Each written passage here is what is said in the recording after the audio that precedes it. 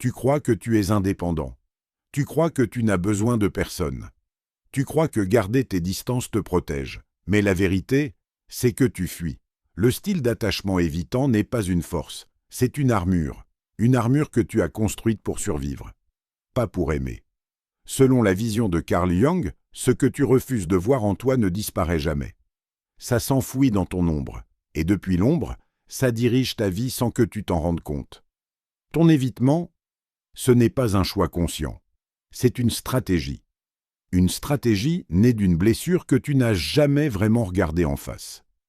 Peut-être qu'un jour, tu as appris que montrer tes émotions était dangereux. Peut-être que tu as été rejeté, ignoré, trahi, et ton inconscient a pris une décision silencieuse. Ne ressens plus autant, et tu ne souffriras plus. Alors tu es devenu fort, du moins en apparence. Tu contrôles, tu analyses, tu gardes tes distances. Mais à quel prix? Parce que derrière ce contrôle, il y a un vide, un manque que tu refuses de nommer, un besoin de connexion que tu as enterré si profondément que tu fais semblant qu'il n'existe pas. Et pourtant, il est là. Chaque fois que quelqu'un s'approche trop près, tu ressens ce malaise. Tu te retires, tu trouves une excuse, tu dis que ce n'est pas le bon moment ou la bonne personne. Mais la vérité est plus dérangeante. Ce n'est pas eux que tu fuis, c'est toi. Tu fuis la partie de toi qui veut t'aimer. La partie de toi qui veut être vulnérable. La partie de toi qui a encore peur d'être blessée. Jung appelait cela l'ombre, et tant que tu refuses de la voir, elle contrôle tes relations. Tu attires des personnes indisponibles, ou tu deviens toi-même indisponible. Tu sabotes ce qui pourrait être beau, avant même que ça commence. Parce qu'au fond, l'intimité te terrifie, pas parce que tu es froid, mais parce que tu es sensible, trop sensible pour risquer de revivre certaines blessures.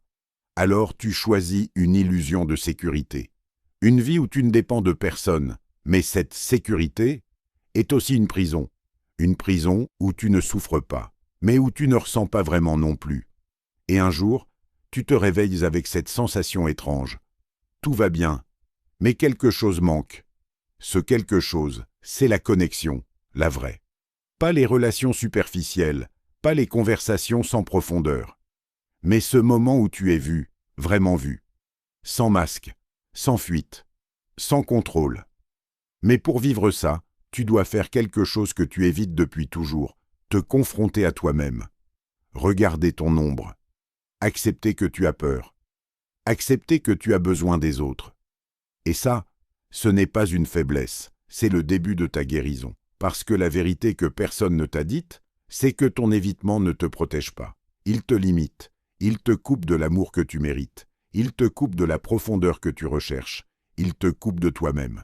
Mais la bonne nouvelle, c'est que tu peux changer.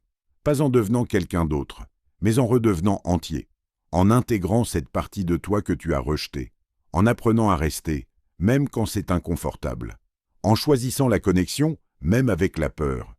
Ce chemin n'est pas facile, mais c'est le seul qui mène à quelque chose de réel. Alors pose-toi cette question. Combien de temps encore vas-tu fuir, avant de comprendre que ce que tu cherches à éviter est exactement ce qui peut te libérer?